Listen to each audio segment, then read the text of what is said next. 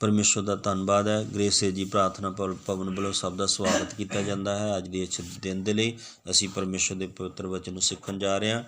तो पिछले ऐतवार आप परमेश्वर के वचन सीख रहे थे, परमेश्वर के वचन के कि आप उस तो फिर शुरू करके परमेश्वर के कुछ वचन आप सीखांगे। जोड़ा आप कूच की किताब वह 20 अध्याय वो 8वीं तो लैके 11वें वचन तक आप पढ़िया सीगा, तो वो आप कुछ गल्लां सीखियां सीगियां कि प्रभु का वचन सानूं की कहंदा है ना।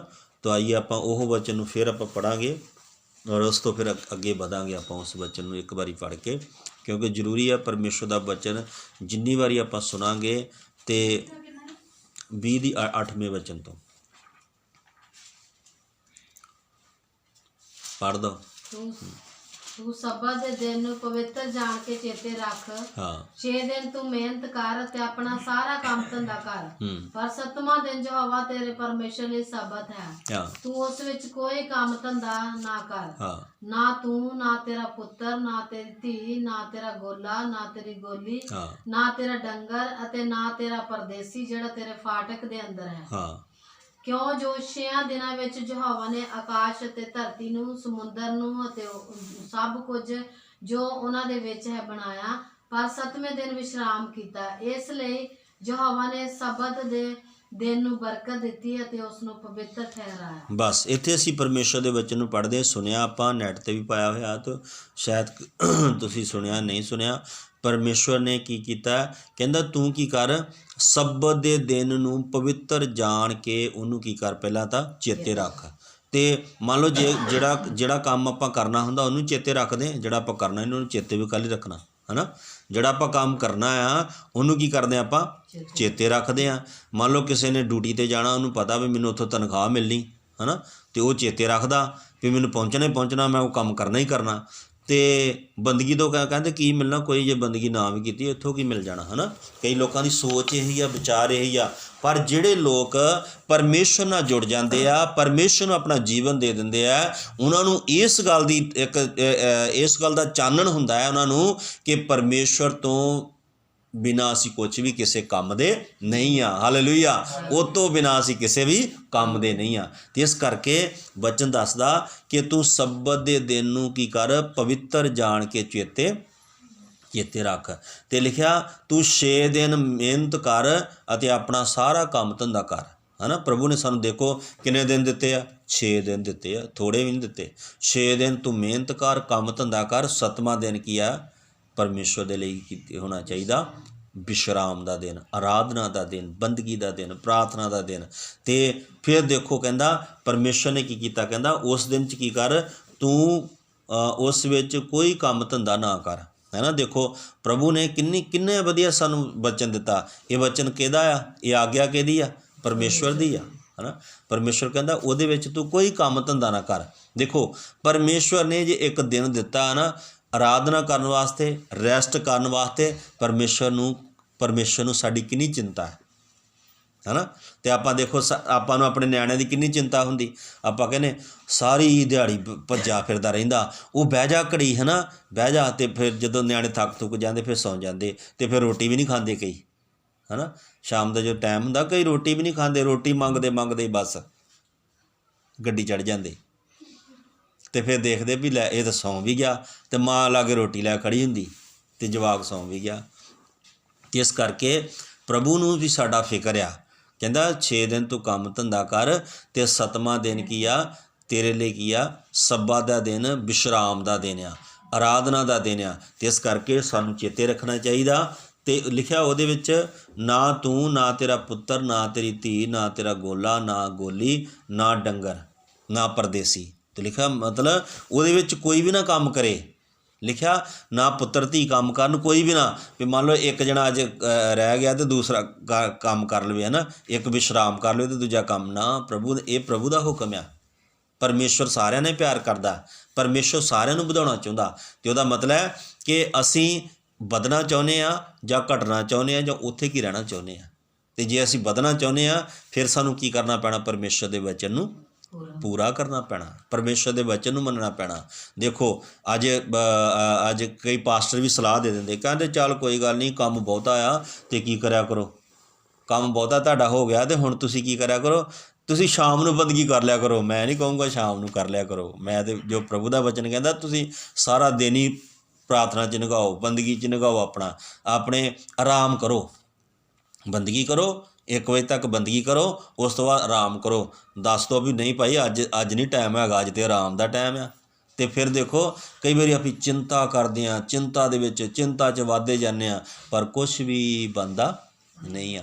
ਪਰ ਜਦੋਂ ਅਸੀਂ ਸੈਟਿਸਫਾਈ ਹੋ ਜਾਂਦੇ ਹਾਂ ਵੀ ਬਰਕਤ ਤਾਂ ਸਾਨੂੰ ਪਰਮੇਸ਼ਰ ਨੇ ਦੇਣੀ ਆ, ਪਰਮੇਸ਼ਰ ਨੇ ਕਿਹਾ 6 ਦਿਨ ਤੂੰ ਕੰਮ ਧੰਦਾ ਕਰ ਅਤੇ 7ਵਾਂ ਦਿਨ ਕੀ ਆ ਵਿਸ਼ਰਾਮ ਦਾ, ਸਬਤ ਦਾ, ਪਵਿੱਤਰ ਦਿਨ ਆ, ਅਤੇ ਇਹਦੇ ਵਿੱਚ ਕੋਈ ਵੀ ਕੰਮ ਧੰਦਾ ਨਹੀਂ ਕਰਨਾ। ਅਤੇ ਜਦੋਂ ਅਸੀਂ ਆਪਣਾ ਨਿਯਮ ਬਣਾ ਲੈਂਦੇ ਹਾਂ ਅਤੇ ਸੱਚਮੁੱਚ ਦੇਖੋ ਇੱਕ ਗੌਰਮੈਂਟ ਨੇ ਵੀ ਨਿਯਮ ਬਣਾਇਆ ਹੋਇਆ ਹੈ ਨਾ। ਦੇਖੋ ਵੀ ਇੱਕ ਐਤਵਾਰ ਦੀ ਜਿਹੜੀ ਕੀ ਹੁੰਦੀ ਆ ਛੁੱਟੀ ਹੁੰਦੀ, ਸਾਰੇ ਛੁੱਟੀ ਹੁੰਦੀ, ਅਤੇ ਇਹਦਾ ਮਤਲਬ ਗੌਰਮੈਂਟ ਨੇ, ਪਰ ਦੇਖੋ ਉਹ ਵੀ ਹੁਣ ਰੱਬ ਦੇ ਵਚਨ ਨੂੰ ਤੋੜ ਰਹੇ ਆ। ਤੋੜ ਕਿੱਦਾਂ ਰਹੇ ਆ ਵੀ ਉਹਨਾਂ ਨੇ ਹੁਣ ਨਵਾਂ ਜਿਹੜਾ ਸੰਵਿਧਾਨ ਲਿਖਿਆ ਜਾ ਰਿਹਾ ਉਹਦੇ ਵਿੱਚ ਆ ਰਿਹਾ ਵੀ ਐਤਵਾਰ ਵੀ ਸਕੂਲ ਲੱਗਿਆ ਕਰਨਗੇ, ਕਿਉਂਕਿ ਹੁਣ ਉਹਨਾਂ ਨੂੰ ਪਤਾ ਲੱਗ ਗਿਆ ਵੀ ਇਹ ਜਿਹੜਾ ਰੱਬ ਦਾ ਵਚਨ ਆ, ਲੋਕ ਰੱਬ ਇਹਨੂੰ ਮੰਨ ਰਹੇ ਆ, ਆਪਾਂ ਇਹਦੇ ਖਿਲਾਫ ਖੜ੍ਹੇ ਹੋਣਾ, ਸ਼ੈਤਾਨ ਨੂੰ ਪਤਾ ਇਹਦੇ ਖਿਲਾਫ ਵਿਰੁੱਧ ਖੜ੍ਹੇ ਹੋਣਾ। ਅਤੇ ਅੱਜ ਲੋਕ ਤਾਂ ਪਹਿਲਾਂ ਹੀ ਵਿਰੁੱਧ ਖੜ੍ਹੇ ਆ ਰੱਬ ਦੇ ਵਚਨ ਦੇ, ਨਾ ਜਿਹੜੇ ਨਹੀਂ ਮੰਨਦੇ ਉਹਨਾਂ ਦੇ ਜੀਵਨ 'ਚ ਆਸ਼ੀਸ਼ ਥੋੜ੍ਹੀ ਆ, ਸ਼ਾਂਤੀ ਥੋੜ੍ਹੀ ਆ, ਪਰ ਜਿਹੜੇ ਰੱਬ ਦੇ ਵਚਨ ਨੂੰ ਮੰਨਦੇ ਆ ਉਹਨਾਂ ਦੇ ਕੋਲ ਆਸ਼ੀਸ਼ ਵੀ ਆ, ਸ਼ਾਂਤੀ ਵੀ ਆ ਉਹਨਾਂ ਦੇ ਪਰਿਵਾਰਾਂ ਵਿੱਚ। ਇਸ ਕਰਕੇ ਅਸੀਂ ਪ੍ਰਭੂ ਦੇ ਵਚਨ ਨੂੰ ਮੰਨਣਾ ਆ, ਕਿਸੇ ਇੱਧਰ ਉੱਧਰ ਵੱਲ ਨਹੀਂ ਦੇਖਣਾ, ਕਿਸੇ ਬੰਦੇ ਵੱਲ ਨਹੀਂ ਦੇਖਣਾ, ਕਿਸੇ ਸੰਗਤੀ ਵੱਲ ਨਹੀਂ ਦੇਖਣਾ, ਬਲਕਿ ਪਰਮੇਸ਼ਵਰ ਦੇ ਵਚਨ ਨੂੰ ਦੇਖਣਾ ਅਸੀਂ, ਕਿਉਂਕਿ ਬਰਕਤ ਸਾਨੂੰ ਕਿਹਨੇ ਦੇਣੀ ਆ? ਪਰਮੇਸ਼ਵਰ ਨੇ ਦੇਣੀ ਆ, ਪਰਮੇਸ਼ਵਰ ਦੇ ਵਚਨ ਨੇ ਦੇਣੀ ਆ। ਤੋ ਆਈਏ ਅਸੀਂ ਪ੍ਰਭੂ ਦੇ ਵਚਨ ਨੂੰ ਹੋਰ ਅੱਗੇ ਪੜ੍ਹਾਂਗੇ। ਲੇਵੀਆਂ ਦੀ ਕਿਤਾਬ ਦੇ ਵਿੱਚੋਂ ਮੈਂ ਪ੍ਰਭੂ ਦੇ ਵਚਨ ਨੂੰ ਪੜ੍ਹ ਰਿਹਾ ਸੀਗਾ, ਔਰ ਉਹ ਵਚਨ ਮੈਨੂੰ ਮੈਂ ਜਦੋਂ ਪੜ੍ਹਿਆ ਲੇਵੀਆਂ ਦੀ ਕਿਤਾਬ 18 ਅਧਿਆਏ, ਉਸ ਦੇ ਪਹਿਲੇ ਕੁਛ ਵਚਨ ਆਪਾਂ ਪੜ੍ਹਾਂਗੇ। ਲੇਵੀਆਂ ਦੀ ਕਿਤਾਬ ਉਹਦਾ 18 ਅਧਿਆਏ, ਉਸ ਦੇ ਪਹਿਲੇ ਵਚਨ ਤੋਂ ਲੈ ਕੇ ਕੁਛ ਪੜ੍ਹਾਂਗੇ, ਜਲਦੀ ਕੱਢੀਏ। ਫਿਰ ਯਹੋਵਾ ਨੇ ਮੂਸਾ ਨੂੰ ਆਖਿਆ, ਹਾਂ, ਇਸਰਾਏਲੀਆਂ ਨਾਲ ਗੱਲ ਕਰ ਕੇ ਆਖ, ਮੈਂ ਯਹੋਵਾ ਤੁਹਾਡਾ ਪਰਮੇਸ਼ਰ ਹਾਂ। ਹਾਂ, ਇੱਥੇ ਕੀ ਆ ਲਿਖਿਆ? ਫਿਰ ਯਹੋਵਾ ਨੇ ਮੂਸਾ ਨੂੰ ਆਖਿਆ। ਇਹਦਾ ਮਤਲਬ ਪਰਮੇਸ਼ਵਰ ਆਪਣੇ ਲੋਕਾਂ ਨੂੰ ਆਖਦਾ ਹੈ, ਪਰਮੇਸ਼ਵਰ ਆਪਣੇ ਲੋਕਾਂ ਨੂੰ ਕਹਿੰਦਾ ਹੈ। ਉਹਦਾ ਮਤਲਬ ਕਿ ਸਾਡਾ ਪਰਮੇਸ਼ਵਰ ਜਿਹਦੀ ਆਪਾਂ ਆਰਾਧਨਾ ਕਰਦੇ ਹਾਂ, ਜਿਹਦੀ ਆਪਾਂ ਬੰਦਗੀ ਕਰਦੇ ਹਾਂ, ਉਹ ਪਰਮੇਸ਼ਵਰ ਜਿਉਂਦਾ ਪਰਮੇਸ਼ਵਰ ਆ। ਉਹ ਕੋਈ ਮੂਰਤੀ ਨਹੀਂ ਆ, ਉਹ ਡੱਬੀ ਦੇ ਵਿੱਚ ਬੰਦ ਕਰਕੇ ਰੱਖਣ ਵਾਲਾ ਪਰਮੇਸ਼ਵਰ ਨਹੀਂ ਆ, ਉਹ ਜੇਬ ਦੇ ਵਿੱਚ ਪਾ ਕੇ ਰੱਖਣ ਵਾਲਾ ਪਰਮੇਸ਼ਵਰ ਨਹੀਂ ਆ, ਬਲਕਿ ਉਹ ਜਿਉਂਦਾ ਪਰਮੇਸ਼ਵਰ ਆ। ਉਹ ਆਪਣੇ ਲੋਕਾਂ ਨਾਲ ਕੀ ਕਰਦਾ ਜੀ? ਗੱਲ ਕਰਦਾ ਹੈ। ਅਤੇ ਉਹ ਕਹਿੰਦਾ ਤੂੰ ਕੀ ਕਰ? ਮੂਸਾ ਨੂੰ ਬੋਲਿਆ ਇਸਰਾਏਲੀਆਂ ਨਾਲ ਕੀ ਕਰ? ਗੱਲ ਕਰ ਅਤੇ ਆਖ ਮੈਂ ਯਹੋਵਾ ਤੁਹਾਡਾ ਪਰਮੇਸ਼ਰ ਹਾਂ। ਹਾਲੇਲੂਇਆ। ਦੇਖੋ ਉਹ ਕਹਿੰਦਾ ਪਹਿਲੀ ਗੱਲ ਇਹ ਯਾਦ ਰੱਖਣਾ ਕਿ ਮੈਂ ਤੁਹਾਡਾ ਕੀ ਹਾਂ ਜੀ? ਪਰਮੇਸ਼ਰ ਹਾਂ। ਇਹਦਾ ਮਤਲਬ ਜਿਸ ਪਰਮੇਸ਼ਰ ਦੀ ਆਪਾਂ ਬੰਦਗੀ ਕਰਦੇ ਹਾਂ ਉਹ ਪਰਮੇਸ਼ਰ ਕੀ ਆ ਜੀ? ਜਿਉਂਦਾ ਆ। ਆਪਾਂ ਇਹ ਚੇਤਾ ਰੱਖ ਸਕਦੇ ਹਾਂ ਵੀ ਇਸ ਗੱਲ ਨੂੰ ਦੇਖ ਸਕਦੇ ਹਾਂ ਕਿ ਜਿਸ ਪਰਮੇਸ਼ਵਰ ਦੇ ਪਿੱਛੇ ਆਪਾਂ ਚੱਲੇ ਹਾਂ, ਜਿਹਨੂੰ ਅਸੀਂ ਆਪਣਾ ਜੀਵਨ ਦਿੱਤਾ ਹੈ, ਉਹ ਪਰਮੇਸ਼ਵਰ ਮੁਰਦਾ ਨਹੀਂ ਹੈ, ਉਹ ਪਰਮੇਸ਼ਵਰ ਜਿਉਂਦਾ ਆ। ਔਰ ਉਹ ਪਰਮੇਸ਼ਵਰ, ਉਹ ਯਿਸੂ ਮਸੀਹ ਦੀ ਕਬਰ ਅੱਜ ਵੀ ਖੁੱਲ੍ਹੀ ਆ। ਹਾਲੇਲੂਇਆ। ਕਿਉਂਕਿ ਯਿਸੂ ਮਸੀਹ ਇਸ ਧਰਤੀ ਦੇ ਉੱਤੇ ਆਏ, ਯਿਸੂ ਮਸੀਹ ਜੀਏ ਅਤੇ ਉਹਨਾਂ ਨੇ ਪ੍ਰਚਾਰ ਕੀਤਾ, ਉਹਨਾਂ ਨੇ ਦੱਸਿਆ ਪਰਮੇਸ਼ਵਰ। ਉਹਨਾਂ ਨੇ ਕਿਹੜਾ ਪ੍ਰਚਾਰ ਕੀਤਾ? ਪਰਮੇਸ਼ਵਰ ਦੇ ਰਾਜ ਦਾ, ਸਵਰਗ ਰਾਜ ਦਾ ਪ੍ਰਚਾਰ ਕੀਤਾ। ਤਾਂ ਉਹਨਾਂ ਨੇ ਕਿਹਾ ਤੋਬਾ ਕਰੋ ਅਤੇ ਮੁੜੋ, ਭਈ ਸਵਰਗ ਦਾ ਰਾਜ ਕੀ ਆਇਆ? ਨੇੜੇ ਆਇਆ। ਯਿਸੂ ਮਸੀਹ ਨੇ ਇਸ ਧਰਤੀ ਦੇ ਉੱਤੇ ਆ ਕੇ ਇਹੀ ਪ੍ਰਚਾਰ ਕੀਤਾ ਕਿ ਸਵਰਗ ਦਾ ਰਾਜ ਨੇੜੇ ਆਇਆ। ਅਤੇ ਇਸ ਕਰਕੇ ਯਿਸੂ ਮਸੀਹ ਅੱਜ ਵੀ ਜਿਉਂਦੇ ਆ ਅਤੇ ਅੱਜ ਵੀ ਉਹਨਾਂ ਦੀ ਕਬਰ ਖੁੱਲ੍ਹੀ ਆ। ਅਤੇ ਇਸ ਕਰਕੇ ਆਪਾਂ ਉਸ ਪਰਮੇਸ਼ਰ ਦੀ ਬੰਦਗੀ ਕਰਦੇ ਹਾਂ ਜਿਹੜਾ ਪਰਮੇਸ਼ਰ ਕੀ ਆ ਜੀ? ਜਿਉਂਦਾ ਆ। ਉਹ ਅੱਜ ਵੀ ਸਾਡੀਆਂ ਪ੍ਰਾਰਥਨਾਵਾਂ ਨੂੰ ਸੁਣਦਾ ਹੈ, ਅੱਜ ਵੀ ਸਾਡੀ ਪੁਕਾਰ ਨੂੰ ਸੁਣਦਾ ਹੈ। ਅਤੇ ਇਸ ਕਰਕੇ ਅਸੀਂ ਕੀ ਕਰਨਾ? ਅਸੀਂ ਉਹਦੇ ਵਚਨ ਨੂੰ ਮੰਨਣਾ। ਹਾਂਜੀ, ਅਗਲਾ ਵਚਨ ਹੀ ਪੜ੍ਹੀਏ।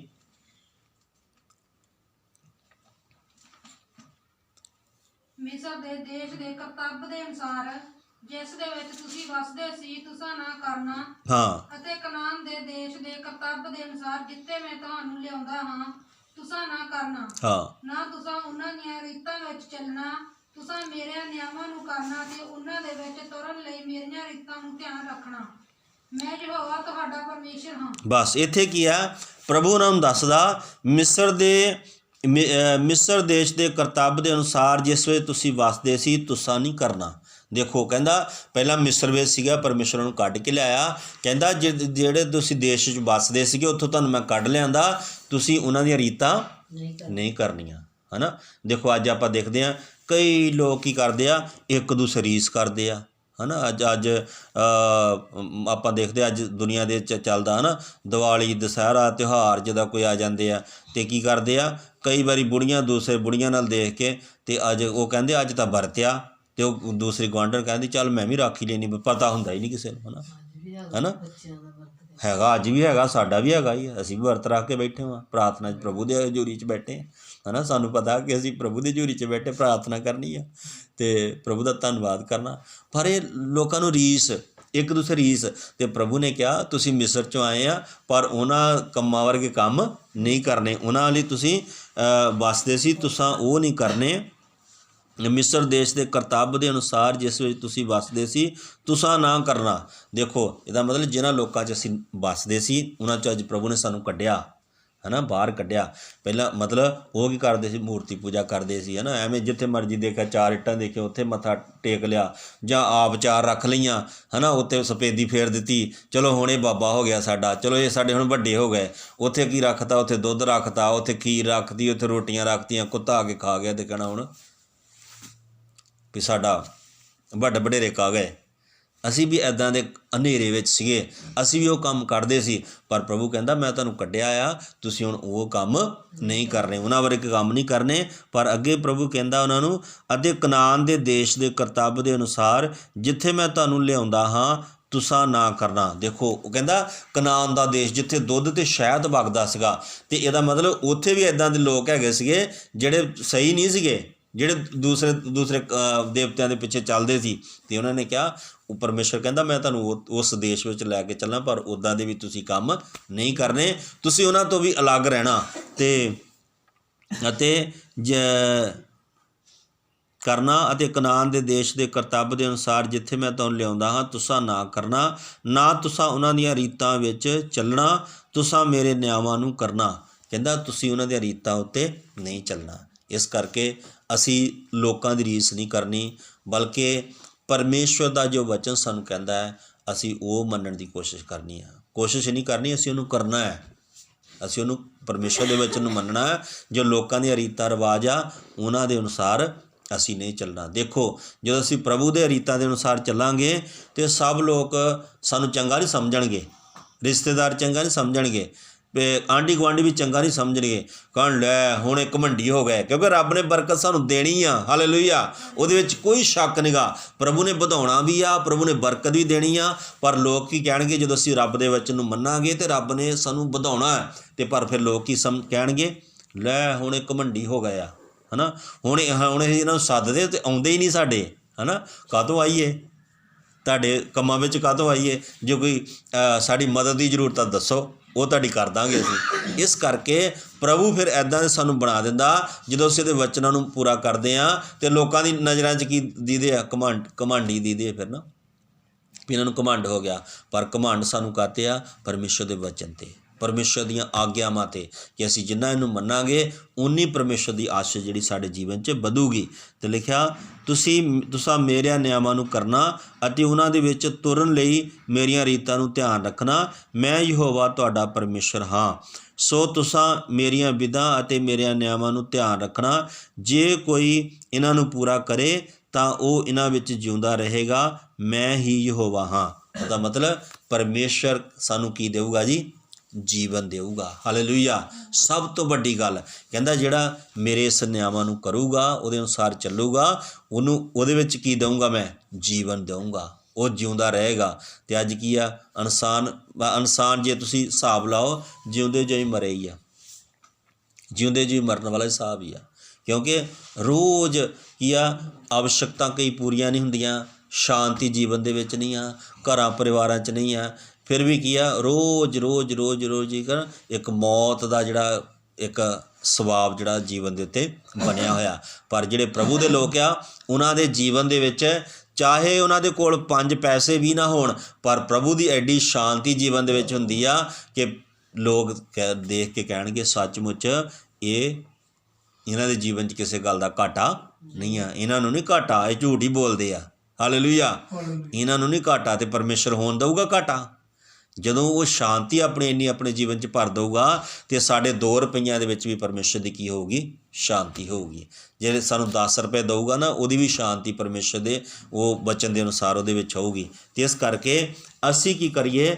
ਆਪਣੇ ਜੀਵਨਾਂ ਨੂੰ ਪਰਮੇਸ਼ਰ ਦੇ ਨਾਲ ਲਾਈਏ। ਔਰ ਦੂਸਰਾ ਉਹਦਾ 19 ਅਧਿਆਇ ਕੱਢੀਏ, ਲੇਵੀਆਂ ਦਾ 19ਵਾਂ ਅਧਿਆਇ, ਉਹਦਾ ਵੀ ਪਹਿਲਾ ਵਚਨ ਤੋਂ ਪੜਾਂਗੇ।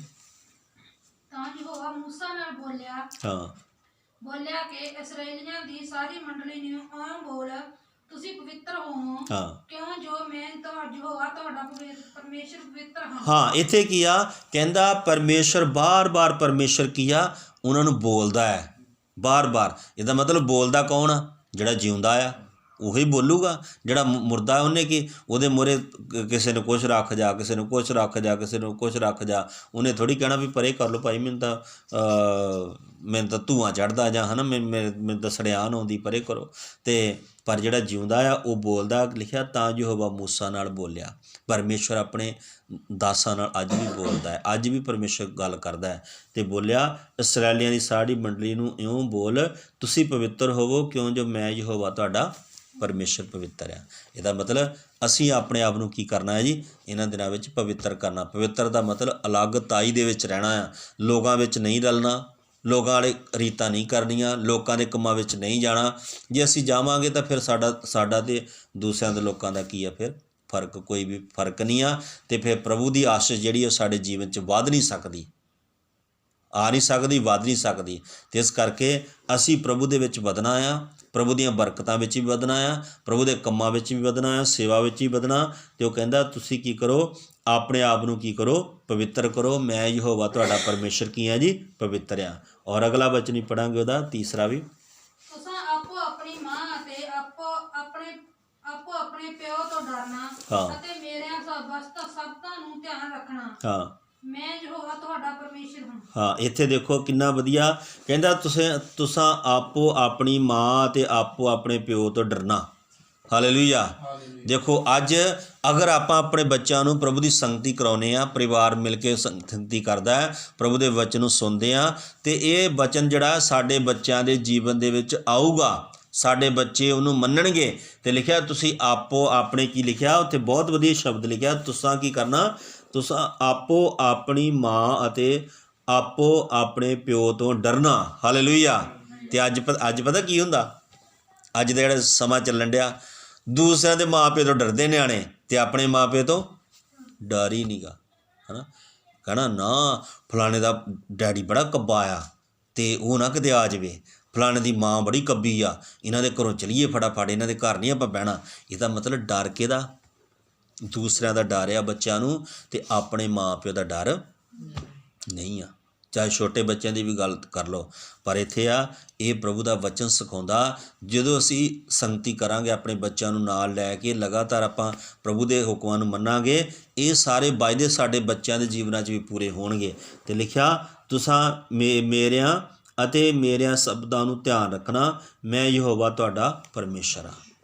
ਤੇ ਅਗਲਾ ਵਚਨ ਹੀ ਪੜ੍ਹੀਏ। ਤੁਸਾਂ ਠਾਕਰਾਂ ਵੱਲ ਧਿਆਨ ਨਾ ਕਰਨਾ, ਨਾ ਆਪਣੇ ਲਈ ਢਾਲਵੀਆਂ ਮੂਰਤਾਂ ਬਣਾਉਣੀਆਂ, ਮੈਂ ਯਹੋਵਾ ਤੁਹਾਡਾ ਪਰਮੇਸ਼ਰ ਹਾਂ। ਹਾਂ, ਇੱਥੇ ਕਹਿੰਦਾ ਤੁਸੀਂ ਠਾਕਰਾਂ ਵੱਲ ਧਿਆਨ ਨਹੀਂ ਕਰਨਾ। ਠਾਕਰ ਕਿਹੜੇ ਹੁੰਦੇ ਆ? ਜਿਹੜੇ ਪੱਥਰ ਦੇ ਬਣਾਏ ਹੁੰਦੇ, ਹੈ ਨਾ, ਮੂਰਤੀਆਂ।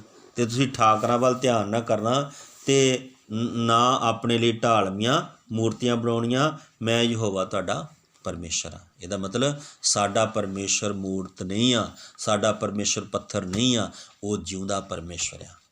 ਉਹ ਜਿਉਂਦਿਆਂ ਦੇ ਨਾਲ ਗੱਲ ਕਰਦਾ ਹੈ। ਉਹਨੂੰ ਮੁਰਦਿਆਂ ਦੇ ਲਿਖਿਆ ਵਚਨ 'ਚ ਲਿਖਿਆ ਮੱਤੀ ਦੀ ਇੰਜੀਲ ਦੇ ਵਿੱਚ, ਉਹ ਪਰਮੇਸ਼ਰ ਜਿਉਂਦਿਆਂ ਦਾ ਪਰਮੇਸ਼ਰ ਆ, ਮੁਰਦਿਆਂ ਦਾ ਪਰਮੇਸ਼ਰ ਨਹੀਂ ਆ। ਇਸ ਕਰਕੇ ਉਹ ਅੱਜ ਵੀ ਉਹ ਨਾਂ ਲੈ ਕੇ ਬੁਲਾਉਂਦਾ ਆ, ਅੱਜ ਵੀ ਆਪਣੇ ਲੋਕਾਂ ਨਾਲ ਗੱਲ ਕਰਦਾ ਹੈ, ਅੱਜ ਵੀ ਆਪਣੇ ਲੋਕਾਂ ਨੂੰ ਰਾਤ ਨੂੰ ਜਗਾਉਂਦਾ ਆ ਕਿ ਉੱਠ ਕੇ ਦੁਆ ਕਰੋ। ਹਾਲੇਲੂਇਆ। ਅੱਜ ਵੀ ਪਰਮੇਸ਼ਰ ਸੁਪਨਿਆਂ ਰਾਹੀਂ ਸਾਡੇ ਨਾਲ ਗੱਲ ਕਰਦਾ ਹੈ, ਵਚਨ ਰਾਹੀਂ ਸਾਡੇ ਨਾਲ ਗੱਲ ਕਰਦਾ ਹੈ, ਔਰ ਅਸੀਂ ਤੁਰੇ ਜਾਂਦੇ ਤਾਂ ਸਾਡੇ ਨਾਲ ਗੱਲ ਕਰਦਾ। ਅਤੇ ਇਸ ਕਰਕੇ ਅਸੀਂ ਉਸ ਪਰਮੇਸ਼ਰ ਦੀ ਆਵਾਜ਼ ਨੂੰ ਜਦੋਂ ਸੁਣਦੇ ਹਾਂ ਅਤੇ ਸੱਚਮੁੱਚ ਵਚਨ 'ਚ ਲਿਖਿਆ, ਅਸੀਂ ਆਪਣੇ ਆਪ ਨੂੰ ਕਠੋਰ ਨਾ ਕਰੀਏ, ਬਲਕਿ ਅਸੀਂ ਆਪਣੇ ਆਪ ਨੂੰ ਉਹਦੇ ਅੱਗੇ ਰੱਖ ਦਈਏ, ਅਤੇ ਉਹ ਪਰਮੇਸ਼ਰ ਸਾਨੂੰ ਵਧਾਉਣ ਵਾਲਾ ਪਰਮੇਸ਼ਰ ਆ। ਔਰ ਇੱਕ ਆਪਾਂ ਗੱਲ ਪੜ੍ਹ ਕੇ ਔਰ ਉਹ ਤੋਂ ਬਾਅਦ ਸਮਾਪਤੀ ਕਰਾਂਗੇ। ਲੂਕਾ ਦੀ ਇੰਜੀਲ ਉਹਦਾ 10ਵਾਂ ਅਧਿਆਇ ਉਸ ਦੀ 38 ਵਚਨ ਤੋਂ ਲੈ ਕੇ 42 ਤੱਕ। ਲੂਕਾ ਦੀ ਇੰਜੀਲ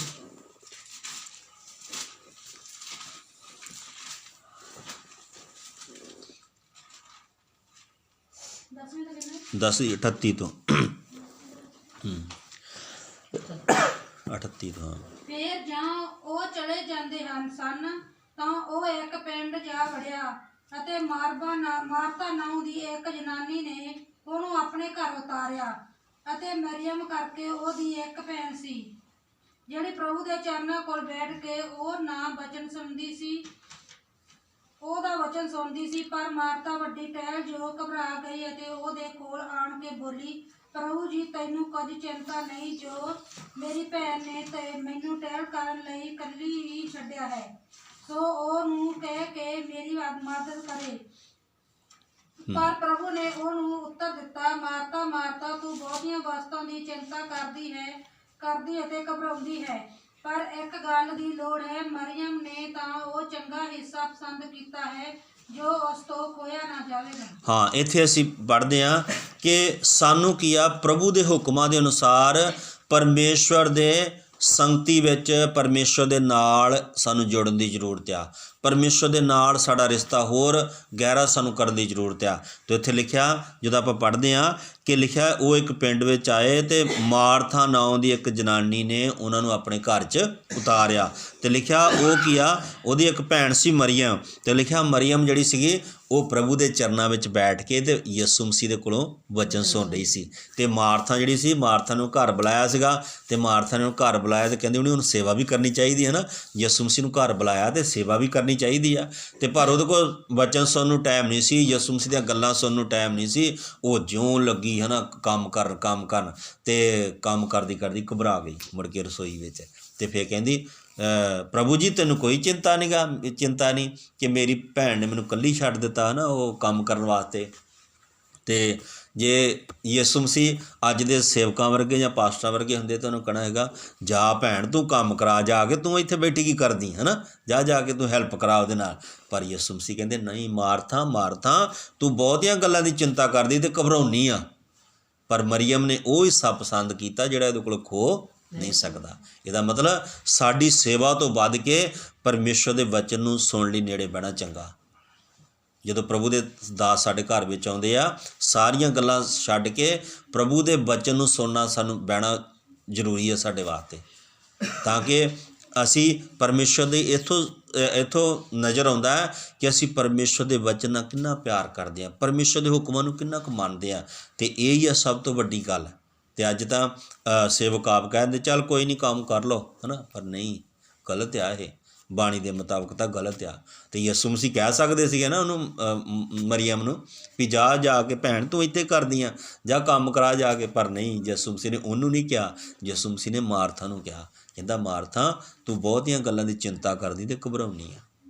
ਪਰ ਮਰੀਅਮ ਨੇ ਉਹ ਹਿੱਸਾ ਪਸੰਦ ਕੀਤਾ ਜਿਹੜਾ ਉਹਦੇ ਕੋਲ ਕੋਈ ਖੋ ਨਹੀਂ ਸਕਦਾ। ਉਹਨੂੰ ਪਤਾ ਇਹ ਸਾਰੇ ਸੰਸਾਰਿਕ ਚੀਜ਼ਾਂ ਤਾਂ ਖੋਈਆਂ ਜਾਣੀਆਂ, ਇਹ ਸਭ ਕੁਝ ਖਤਮ ਹੋ ਜਾਊਗਾ, ਪਰ ਇਹ ਵਚਨ ਜਿਹੜਾ ਅੰਦਰ ਅਸੀਂ ਅੱਜ ਪਾ ਲਿਆ, ਇਹ ਨਹੀਂ ਸਾਡੇ ਕੋਲ ਕੋਈ ਖੋ ਸਕਦਾ। ਅਤੇ ਇਸ ਕਰਕੇ ਸਾਨੂੰ ਵੀ ਜ਼ਰੂਰਤ ਆ ਕਿ ਅਸੀਂ ਜ਼ਿਆਦਾ ਪਰਮੇਸ਼ਵਰ ਦੇ ਪਿਆਰ ਵਿੱਚ ਸਾਨੂੰ ਵਧਣ ਦੇ ਲਈ ਪਰਮੇਸ਼ਵਰ ਦੇ ਵਚਨ ਨੂੰ ਸੁਣਨ ਦੀ ਜ਼ਰੂਰਤ ਆ, ਪਰਮੇਸ਼ਵਰ ਦੇ ਵਚਨ ਨੂੰ ਆਪਣੇ ਜੀਵਨ 'ਚ ਰੱਖਣ ਦੀ ਜ਼ਰੂਰਤ ਆ, ਔਰ ਪਰਮੇਸ਼ਵਰ ਦੇ ਚਰਨਾਂ ਦੇ ਵਿੱਚ ਬੈਠਣ ਦੀ ਜ਼ਰੂਰਤ ਆ, ਉਹਦੀ ਸੰਗਤ ਦੇ ਵਿੱਚ ਰਹਿਣ ਦੀ ਜ਼ਰੂਰਤ ਆ। ਅਤੇ ਉੱਥੇ ਲਿਖਿਆ ਕਿ ਮਰੀਅਮ ਨੇ ਉਹ ਹਿੱਸਾ ਪਸੰਦ ਕੀਤਾ ਜਿਹੜਾ ਉਹਦੇ ਕੋਲੋਂ ਕੋਈ ਖੋ ਨਹੀਂ ਸਕਦਾ। ਇਸ ਕਰਕੇ ਸਾਡੇ ਕੋਲੋਂ ਜਿਹੜਾ ਪ੍ਰਾਰਥਨਾ ਦਾ ਸਮਾਂ ਜਿਹੜਾ ਅਸੀਂ ਪ੍ਰਭੂ ਦੀ ਹਜ਼ੂਰੀ 'ਚ ਬਿਤਾਉਂਦੇ ਹਾਂ, ਉਹ ਸਾਡੇ ਕੋਲੋਂ ਨਹੀਂ ਕੋਈ ਖੋ ਸਕਦਾ। ਅਤੇ ਇਸ ਕਰਕੇ ਉਹੀ ਘਮੰਡ ਆ ਸਾਡੇ ਜੀਵਨ 'ਚ, ਹਾਲੇਲੂਇਆ, ਜਿਹੜੀ ਅਸੀਂ ਸੰਗਤੀ ਕਰਦੇ ਹਾਂ ਲਗਾਤਾਰ, ਉਹੀ ਘਮੰਡ ਆ ਸਾਡੇ ਜੀਵਨ 'ਚ, ਹੋਰ ਕੋਈ ਘਮੰਡ ਨਹੀਂ ਕਿਸੇ ਚੀਜ਼ ਦਾ ਕਰ ਸਕਦੇ। ਕਿਉਂਕਿ ਲਿਖਿਆ, ਜਿਹੜਾ ਕੋਈ ਘਮੰਡ ਕਰੇ ਪ੍ਰਭੂ ਵਿੱਚ ਹੋ ਕੇ ਕਰੇ, ਕਿ ਸੱਚਮੁੱਚ ਇਹ ਪਰਮੇਸ਼ਰ ਮੇਰਾ ਕਰ ਸਕਦਾ ਹੈ।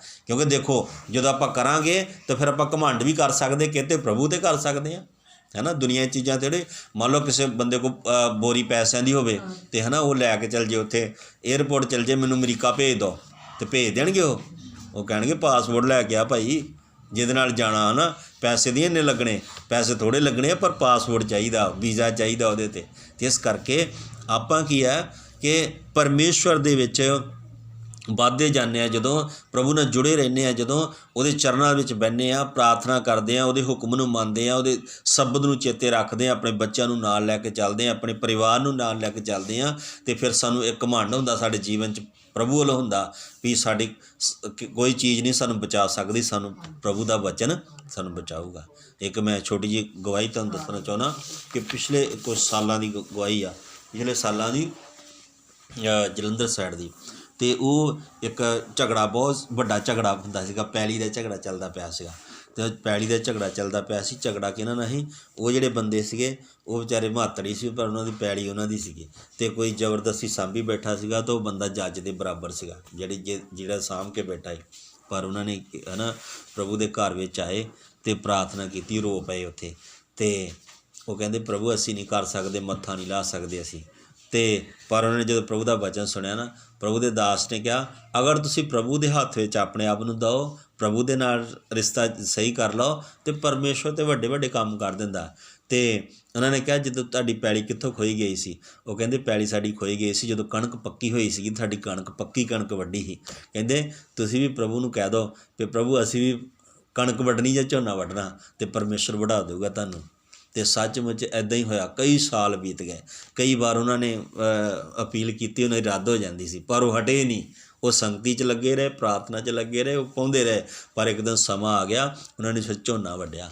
ਹਾਲੇਲੂਇਆ। ਉਹਨਾਂ ਨੇ ਫਿਰ ਜਦੋਂ ਉਹਨਾਂ ਦੇ ਹੱਕ 'ਚ ਹੋ ਗਈ ਉੱਥੋਂ, ਅਤੇ ਝੋਨਾ ਸੀਗਾ, ਝੋਨਾ ਪੱਕਿਆ ਸੀ, ਫਿਰ ਉਹਨਾਂ ਨੇ ਮਸ਼ੀਨ ਵਾੜਤੀ ਜਾ ਕੇ, ਅਤੇ ਉਹਨਾਂ ਨੇ ਵੱਢਿਆ ਫਿਰ ਝੋਨਾ। ਦਾ ਮਤਲਬ ਪਰਮੇਸ਼ਵਰ ਚਾਹੇ ਕੋਈ ਵੀ ਹੋਵੇ, ਪਰਮੇਸ਼ਵਰ ਦੇ ਨਾਲ ਨਹੀਂ ਕੋਈ ਮੱਥਾ ਲਾ ਸਕਦਾ। ਅਤੇ ਉਹ ਕਹਿੰਦੇ ਸਾਡੇ ਕੋਲ ਪੈਸੇ ਵੀ ਹੈ ਨਹੀਂ, ਸਾਡੇ ਕੋਲ ਕੁਛ ਵੀ ਹੈ ਨਹੀਂ, ਪਰ ਜਦੋਂ ਪ੍ਰਭੂ ਆਪਣੇ ਲੋਕਾਂ ਦੀ ਲੜਾਈ ਲੜਦਾ, ਉੱਥੇ ਕੋਈ ਵੀ ਖੜਾ ਨਹੀਂ ਹੋ ਸਕਦਾ।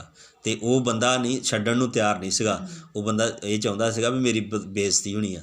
ਉਹਨਾਂ ਨੂੰ ਬਹੁਤ ਪੈਸਾ ਦੇਣ ਲਈ ਤਿਆਰ ਸੀ। ਉਹ ਕਹਿੰਦੇ ਨਾ ਪੈਸਾ ਨਹੀਂ ਲੈਣਾ, ਹੁਣ ਅਸੀਂ ਪ੍ਰਭੂ ਨਾਲ ਜੁੜ ਗਏ ਹਾਂ, ਹੁਣ ਅਸੀਂ ਪਹਿਲਾਂ ਜੇ ਪ੍ਰਭੂ 'ਚ ਨਾ ਹੁੰਦੇ ਫਿਰ ਅਸੀਂ ਪੈਸਾ ਵੀ ਲੈ ਲੈਣਾ ਸੀ, ਵੀ ਸੁਲਾਹ ਕਰ ਲੈਣੀ, ਪਰ ਹੁਣ ਅਸੀਂ ਪ੍ਰਭੂ ਨਾਲ ਜੁੜ ਗਏ, ਹੁਣ ਸਾਡੇ ਪ੍ਰਭੂ ਨੇ ਸਾਡੇ ਲਈ ਕੀਤਾ, ਹੁਣ ਅਸੀਂ ਨਹੀਂ ਇਹ ਕਰ ਸਕਦੇ, ਹੁਣ ਤਾਂ ਅਸੀਂ ਵੱਢਾਂਗੇ। ਅਤੇ ਇਸ ਕਰਕੇ ਅੱਜ ਉਹ ਬੰਦਿਆਂ ਦੀ ਉਸ ਪਿੰਡ ਦੇ ਵਿੱਚ ਵੱਡੀ ਗਵਾਹੀ ਆ।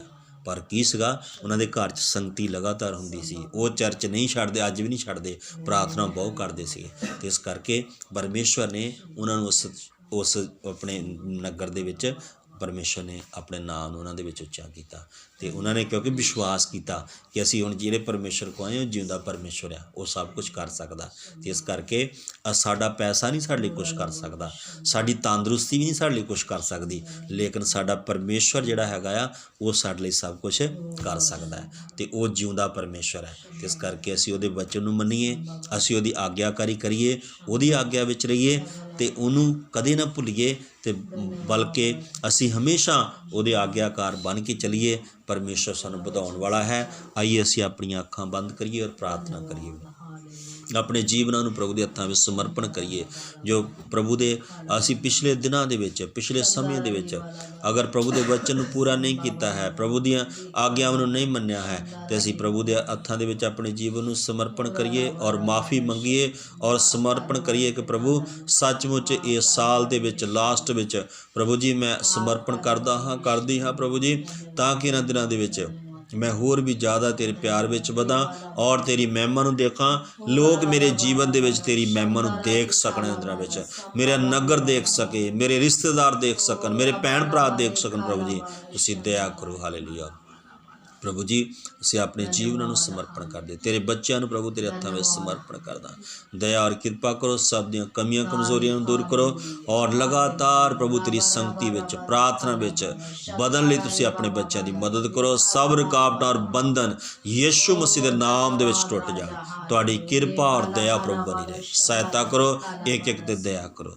ਪ੍ਰਾਰਥਨਾ ਨੂੰ ਸੁਣਿਆ, ਧੰਨਵਾਦ ਮਸੀਹ ਯੀਸ਼ੂ ਦਾ ਨਾਮ ਲੈ ਕੇ ਮੰਗਦੇ ਹਾਂ, ਆਮੀਨ ਆਮੀਨ। जय मसीह की, जय मसीह की।